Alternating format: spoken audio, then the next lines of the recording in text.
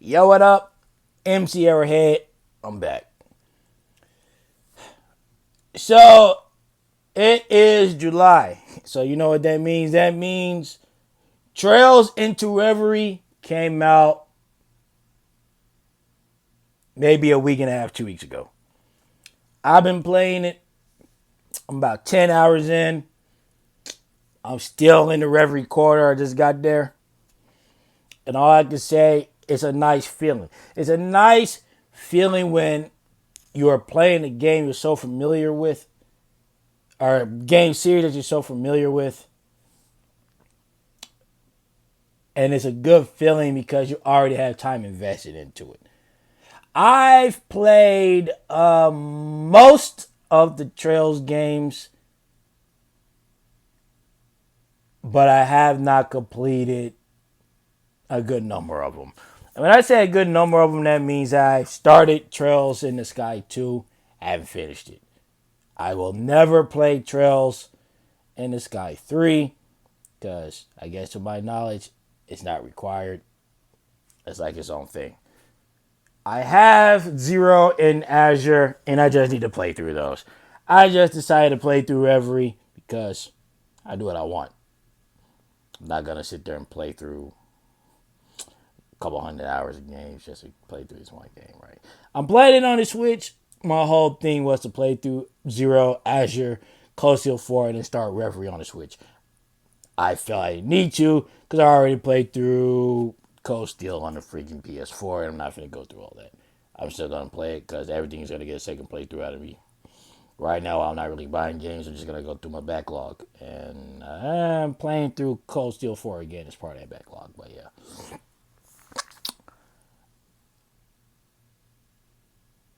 I'm hearing it's not really that long a game. And I guess at my age now, I'm 33, about to be 34. I'm getting to a point to where RPGs that want to be hundreds of hours long are starting to not really be my thing. And let me say this because like a few weeks ago, I've just finished the entirety of The Witcher 3. The Witcher 3 is probably going to be one of my top 5 favorite RPGs of all time because of how rich in story it is, how rich in content it is, and even some of the filler side quests. All of it has some sort of meaning. The characterization of the characters is really fucking good. I've enjoyed the dialogue in The Witcher 3 more than the combat system itself. The combat system I neither like or dislike. It's kind of just there. I don't feel nothing for it. I really enjoyed the story of The Witcher 3. I really enjoyed the reward that you get from investing in certain characters and getting certain endings. I chose Trish, of course, because, I've been with the Yennefer type females and you know what they did, stress nigga out, almost made him commit suicide. So we're not trying to go there. So I chose a less toxic chick. I haven't played the other two Witcher games, but I hear Trish was her own special kind of toxic.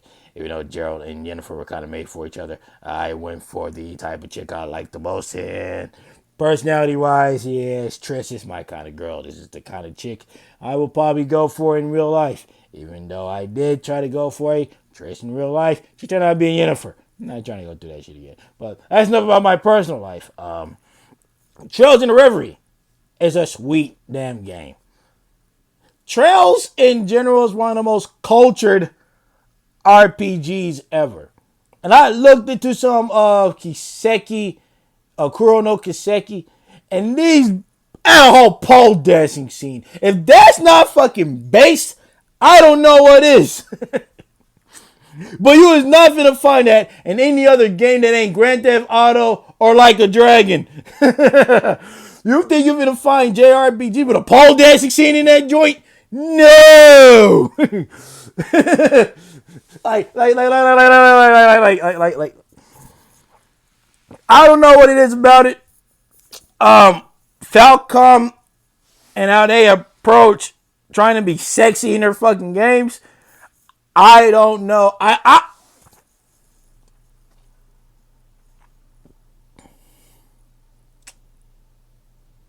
I'm parched. I'm thirsty. I'm finna walk over here. Maybe with one hand I could open up this bottle here. You gotta put it down. I gotta put it down. Put it down. That's my Bad Body Works lotion. Put it down. There you go. Let me get my head out of this room so y'all don't see me drinking the brew.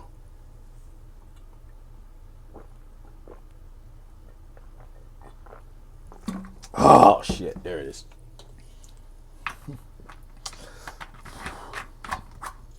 But yeah, man. Yo, I be thirst trapping like a motherfucker in that game.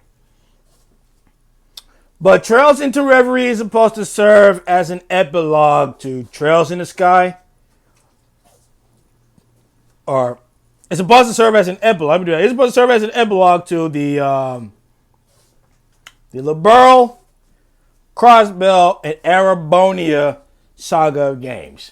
As we know, the sequels or the next or the second half of the Legend of Heroes series is going to cover the Calvert arc that we heard of in game, but we never really seen.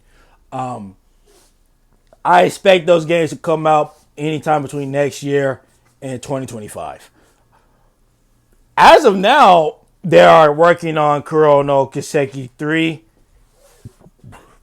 which is supposed to be the final chapter of the Calvert games. And we are going to see where we go next. Because according to President of Falcom, Legend of Heroes is about 70% complete.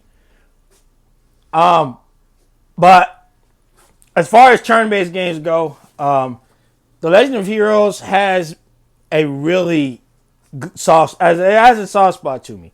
It's probably one of the most deep, one of the most challenging turn-based games outside of anything like Bravely Default 2, but Bravely Default 2 was challenging to the point where I wanted to punch my TV screen.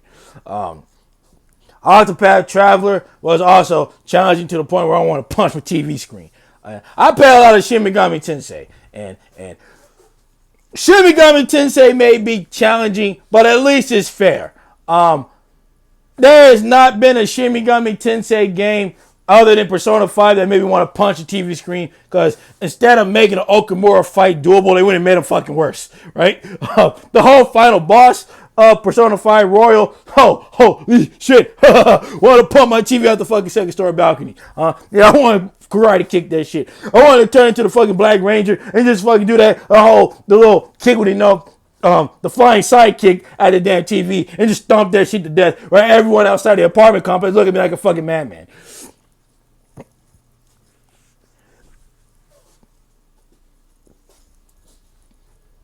Trails has a deep turn-based system. And as someone who has played Final Fantasy VII and Final Fantasy VII Remake consecutively, or not consecutively, at the same time, because I played it when I was at work, and I played Remake while I was at home. I'm a huge fan of Final Fantasy VII. And this, in Legend of Heroes feels like a super expanded version of the materia system used in Final Fantasy VII. The difference is that while in Final Fantasy VII, the more you use the materia, the stronger the materia gets, to the point where you master it, and then you kind of just make a copy of it, and then you just give it to somebody else. With Legend of Heroes, your quartz, which are like materia in that you equip certain quartz and then increase certain stats in your characters and all that. But you also learn different moves, and it allows you to apply certain effects and all that stuff. It gives you different kind of field effects and all that. Then you got your master quartz, for kind of like classes that adds certain passives to your party members, and it adds certain, and they'll learn certain quartz as it very slowly levels up. But Reverie, to me, because I barely scratched the surface, even though I'm 10 hours in, because Trails games are kind of long. They're kind of slow starting. I've kind of realized. They slowly feed you into the world before plunging you into that shit at Mach speed. The entirety of Trails in the Sky was kind of like an introduction to what was going to happen. Trails into Zero feels the same. Reverie is different because it is slowly feeding you into the overarching conflict, but the worlds, the city, and all that stuff is already established. What Trails into Reverie really is an introduction to Kuro no Kiseki, because you have two party members that are going to have relevancy in the next couple of games. You're going to meet characters in Reverie that are going to play larger roles in Kuro no Kiseki. So it is both an epilogue and a introduction. It serves to tie off those last 9 or 10 games. It serves to tie them off, wrap them in a nice bow, finish up the little plot lines, and is also introducing you to what's to come. It is both an epilogue and an introduction.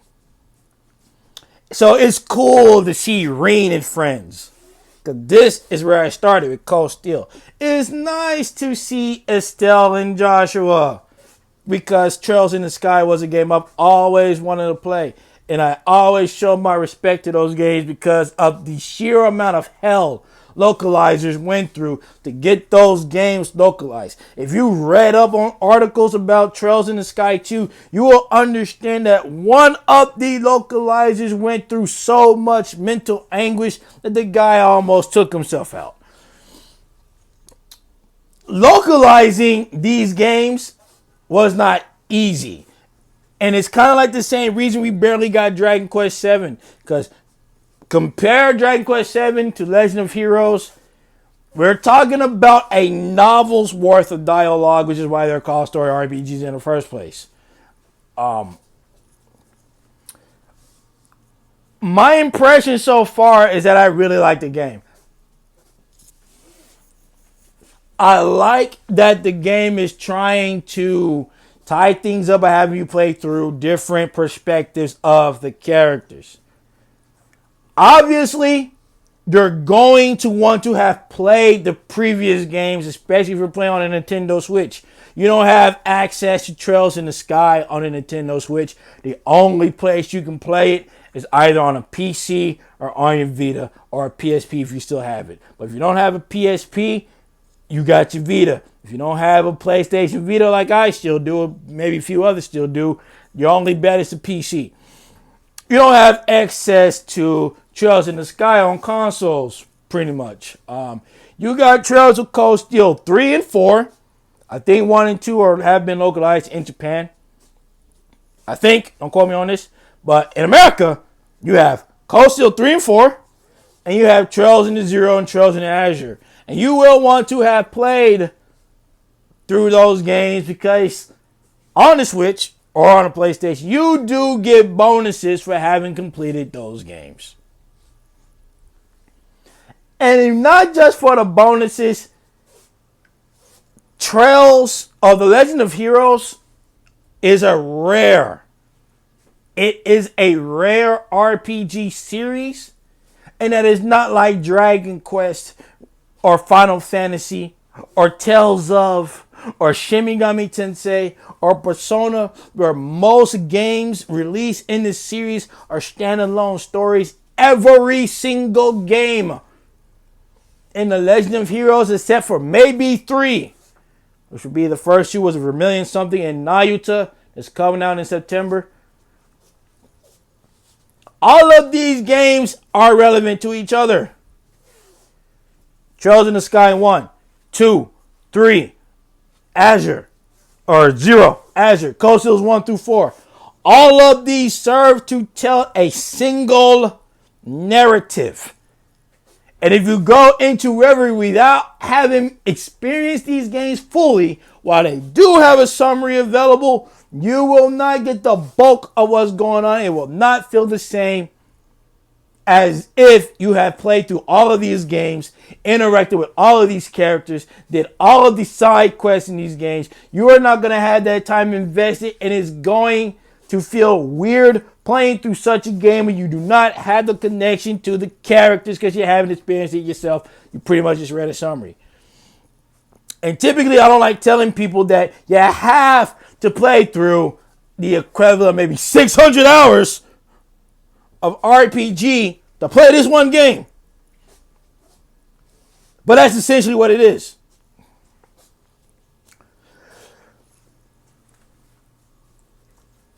I appreciate The Legend of Heroes. I appreciate Falcom because I recall